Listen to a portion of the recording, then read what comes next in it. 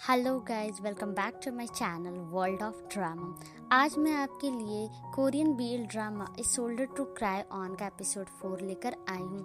अगर अभी तक आपने बाकी के एपिसोड्स नहीं देखे हैं तो मैं लिंक डिस्क्रिप्शन बॉक्स में दे दूंगी, please do check it out. So without further ado let's get into the video.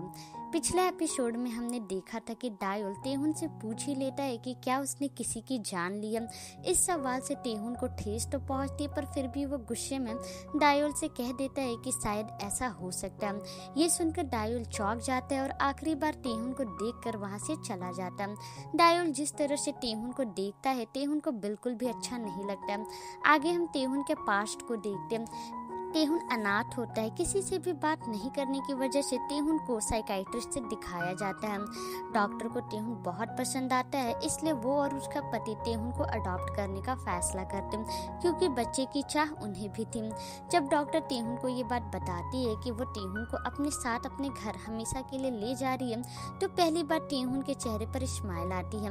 वो अपने नए पेरेंट्स के साथ बहुत खुश था। शुरुआत में सब सही चल रहा होता, पर बहुत जल्द डॉक्टर प्रेग्नेंट हो जाती, जिस वजह से तेहुन को ऐसा लगने लगता है कि अब उसे पहले जैसा प्यार नहीं मिलेगा। तेहुन अपनी मासी के साथ घर पर अकेला होता है। तेहुन अपनी मासी से पूछता है कि उसकी माँ वापस कब आएगी। मासी कहती है कि वो बहुत जल्द आ जाएगी। उसके बाद उसकी मासी तेहुन की ड्राइंग की बुराई करती है और पूछती कि तेहुन ने उसकी ड्राइंग क्यों नहीं बनाई, जिस पर तेहुन कहता है कि वो उन लोगों के साथ नहीं रहती है। जब मासी देखती कि तेहुन ने आने वाले बच्चे की भी ड्राइंग नहीं बनाई है, तो वो तेहुन को तुरंत बच्चे की भी ड्राइंग बनाने के लिए कहती है। तेहुन बेमन से ड्राइंग बनाने तो लगता है, पर उसके मन में ये सवाल होता है कि क्या बच्चे के आ जाने के बाद उसे अनाथालय वापस जाना पड़ेगा। उसकी मासी हंसकर कहती है कि अगर तेहुन अच्छे बच्चे की तरह अपने माँ के आने का वेट करेगा तो उसे वापस अनाथालय नहीं भेजा जाएगा। तेहुन बात मान तो लेता, पर कहता है कि उसे कोई भी छोटा भाई या बहन नहीं चाहिए। ऐसा कहने पर तेहुन की मासी तेहुन को डांटती है, फिर भी तेहुन गुस्से में बेबी की ड्राइंग बिगाड़ देता है और कहता है कि वो बस ये चाहता है कि उसका छोटा भाई या बहन इस दुनिया में कभी नहीं आए। मासी गुस्से में तेहुन को एक चांटा लगा देती है, क्योंकि वो अच्छे से जान रही होती है कि उसकी बहन अपने बच्चे के लिए कितनी तड़पी है। तेहुन भागकर कमरे में चला जाता और दरवाजा बंद कर देता। रात को जब उसकी माँ और पापा घर आते तो तेहुन की मासी बताती कि तेहुन अपने कमरे में, पर कमरा चेक करने पर उन्हें तेहुन नहीं मिलता। वो लोग पूरा घर ढूंढते हैं, पर तेहुन कहीं नहीं होता है। सभी को तेहुन की बहुत चिंता होने लगती है। तेहुन घर के बाहर पार्क पर बैठकर रो रहा होता और कहता है कि मेरी गलती है, प्लीज मुझे छोड़कर मत जाओ। तेहुन की माँ तेहुन को ढूंढते हुए बाहर आती है। अपनी माँ की आवाज सुनकर तेहुन भागकर अपनी माँ के पास जाता। तेहुन को सही सलामत देखकर उसकी माँ को चैन की सांस आती है। जैसे तेहुन दौड़कर अपनी माँ के पास आ रहा होता है कि तभी सामने से एक गाड़ी आ जाती है। तेहुन को बचाने के लिए उसकी माँ गाड़ी के सामने आ जाती, जिस वजह से दोनों का एक्सीडेंट हो जाता। तेहुन के सर पर बस हल्की सी चोट आती, पर हादसे में उसकी माँ अपने बच्चे को खो देती है। इस सदमे को उसकी माँ बर्दाश्त नहीं कर पाती और छत से कूदकर अपनी जान दे देती है। ये सब कुछ तेहुन के सामने ही होता। हालांकि तेहुन के सर पर चोट लगी थी, फिर भी उसे कुछ भी फील नहीं होता। वो बिल्कुल ठीक था। लेकिन डायोल ने जिस तरह से तेहुन को देखा था, वो चीजें बार बार उसे याद आती और परेशान करते रहती है। स्कूल में वॉन्यूंग तेहुन से बातें करता है कि अब उसका गर्ल्स को डेट करने का समय आ गया। बहुत सारी लड़कियों की इसके पीछे लाइन लगी है, पर उसे उनमें से कोई भी पसंद नहीं है। तेहुन चुपचाप वॉन्यूंग की बातें सुन रहा होता है कि तभी डायोल वहां से गुजरता है और तेहुन को देखकर भी अनदेखा करके वहां से चला जाता। वॉन्यूंग को बहुत अजीब लगता है, क्योंकि कुछ दिन पहले तक वो लोग एक दूसरे से चिपके रहते थे, पर अब एक दूसरे की तरफ देख भी नहीं रहे। तेहुन को कुछ भी बोलता ना देख वॉन्यूंग समझ जाता है कि डायोल ने तेहुन से अपनी दोस्ती तोड़ दी है। इधर डायोल कल की कंपटीशन की तैयारी कर रहा होता, पर उसका मन बिल्कुल भी साथ नहीं देता। अगले दिन फाइनली कंपटीशन का दिन आता। इस सेमीफिनाले में मिनजंग और डायोल एक दूसरे से मुकाबला करने वाले। दोनों में से जो भी जीतेगा वो फाइनल्स में जाएगा। डायोल और मिनजंग अपनी अपनी पोजीशन लेते और शूटिंग स्टार्ट करते हैं। 3 राउंड तक दोनों बराबरी में चल रहे होते, पर चौथे राउंड में डायोल के तीर सही से नहीं लगते, जिस वजह से वो मिनजंग से पीछे हो जाता। दूसरी तरफ तेहुन अपने घर पर होता और सोचता है कि वो जब भी कुछ चाहता है तो उसका अंत इस तरह से क्यों होता। अगर उस समय उसके सर पर सच में चोट लग जाती तो क्या वो पहले की तरह ही तेहुन बन जाता। इसी ख्याल के साथ तेहुन अपनी बालकनी से गमला उठाता।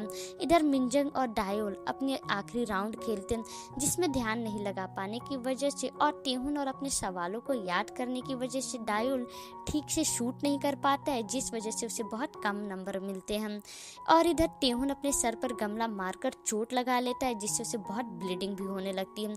अब बारी आती है मिनजंग की। सबको लगता है कि मिनजंग ही जीतेगा, पर मिनजंग भी ठीक से शूट नहीं कर पाता है और वो डायोल से हार जाता है। डायोल को लगता है कि मिनजंग कोच के कहने पर जानबूझकर हारा है, इसलिए वो मिनजंग से लड़ने चला जाता है। सभी लोग डायोल को मिनजंग से दूर करते हैं। मिनजंग घर जा रहा होता है कि डायोल उसके पास जाता है और गुस्से में पूछता है कि वो जानबूझकर क्यों हारा।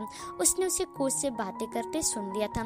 मिनजंग बताता है कि वो जानबूझकर नहीं हारा, उसके कंधों में दर्द है इसलिए वो आर्चरी छोड़ रहा है। कोच को ये बात पता थी, इसलिए उन्होंने उसे आर्चरी छोड़कर रिहैब जाने के लिए कहा। डायोल को समझ नहीं आता कि मिनजंग आर्चरी को क्यों छोड़ रहा है, वो वापस आकर भी आर्चरी कंटिन्यू कर सकता है, पर मिनजंग का वापस आर्चरी ज्वाइन करने का कोई भी प्लान नहीं होता है। डायोल को डर होता है कि मिनजंग अपने फैसले की वजह से कहीं पछताने ना लगे। बदले में मिनजंग हंसकर पूछता है कि डायोल ने आज जितने भी एरो शूट किए क्या वो उस वजह से पछता रहा, क्योंकि वो तो बिल्कुल भी नहीं पछता रहा, उसने आखिर तक अपना बेस्ट दिया।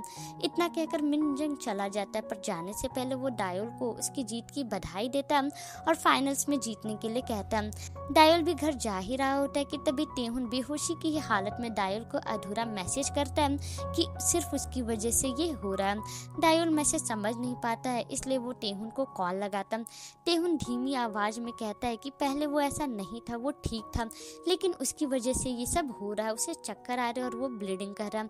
ये सुनकर डायोल घबरा जाता और भागकर टेहुन के घर आता। टेहुन को इस हालत में देखकर डायोल डर जाता और पूछता है कि वो ठीक तो है, क्या उसने खुद से ये किया है।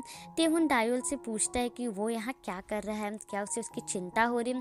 डायोल टेहुन को हॉस्पिटल चलने के लिए कहता है, पर टेहुन मना कर देता है और कहता है कि वो तो मर्डरर है। डायोल टेहुन को जबरदस्ती हॉस्पिटल ले जाता है। टेहुन अपनी मलहम पट्टी कराकर बाहर आता है और डायोल को अभी तक उसका वेट करता देख उसके पास जाता। डायोल टेहुन की चोट चेक करता है और पूछता है कि ये हुआ कैसे था। टेहुन पहले तो सच बोलता है कि उसने खुद से ही ये किया है, पर फिर वो झूठ बोलता रहता है कि वो गलती से गिर गया था, जिस पर डायोल पूछता है कि टेहुन फिर उसे क्यों ब्लेम कर रहा था, जिस पर टेहुन कहता है कि ये हुआ तो उसी की वजह से है। पता नहीं क्यों, पर जिस नजर से डायोल ने उसे देखा था उसे वो नजर से नफरत हो गई थी। एक दिन उसने उसे आई लाइक यू कहा, पर अचानक अगले दिन से वो उसे इग्नोर करने लगा। डायोल क्लियर करता है कि उसे आई लाइक यू बोलने के लिए फोर्स गया था और वो उसे बुरी नजर से नहीं देख रहा था। डायोल टेहुन को पहनने के लिए अपनी नई टी शर्ट देता, लेकिन टेहुन शिकायत करता है कि वो टी शर्ट बहुत ओल्ड फैशन है और उसमें से स्मेल भी अच्छी नहीं आ रही, फिर भी वो पहन लेता है। उसके बाद दोनों बैठे होते। टेहुन डायोल के बिना पूछे ही अपनी पास्ट की सारी बातें बता देता है और किस तरह से वो खुद को उस हादसे की जिम्मेदार मानता है। डायोल बिना उसे टोके उसकी बात सुनता है और थोड़ी देर के बाद पूछता है कि क्या वो उसके साथ कहीं चलेगा। टेहुन उसके साथ चल देता है। रास्ते में टेहुन डायोल के लिए ड्रिंक खरीद कर लाता है, लेकिन डायोल को टेहुन की ड्रिंक चाहिए होती, पर टेहुन अपनी ड्रिंक देने से मना कर देता है। इसलिए डायोल जबरदस्ती टेहुन की ड्रिंक से एक सिप ले लेता, लेकिन उसे उसका टेस्ट पसंद नहीं आता और वो थूक देता, जिस वजह से उसकी छींटें टेहुन पर भी पड़ जाती। टेहुन अपना मूड होने जाता, जहाँ पर वो लोग एक दूसरे पर पानी फेंकने लगते। उसके बाद डायोल टेहुन को तालाब के किनारे वाले ब्रिज पर ले जाता है, जहाँ से बहुत अच्छी व्यूज देखने को मिलता है। जब भी डायोल थका हुआ या फिर कभी उदास महसूस करता है तो वो यहाँ अकेले आया करता। डायोल टेहुन को बताता है कि आज का कंपटीशन वो जीत गया, पर उससे खुशी नहीं हो रही है।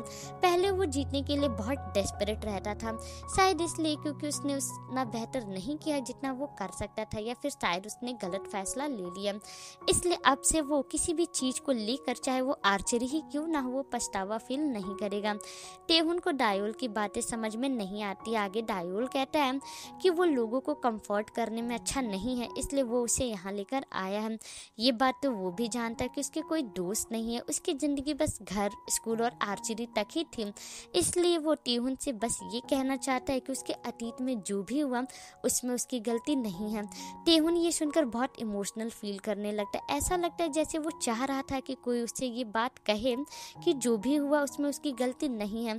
फिर वो लोग घर वापस जाने लगते। उनके बीच बहुत शांति होती। टेहुन की नजरें बार बार डायोल पर जाती। डायोल अपना हाथ टेहुन के हाथ के पास से हटा लेता कि तभी नींद में ही टेहुन अपना सर डायोल पर रख देता। इस बार डायोल टेहुन को खुद से दूर नहीं करता और अपना सर भी उसके ऊपर रखकर सो जाता। और एपिसोड 4 यहीं पर खत्म होता है। आई होप आपको ये एपिसोड पसंद आया होगा।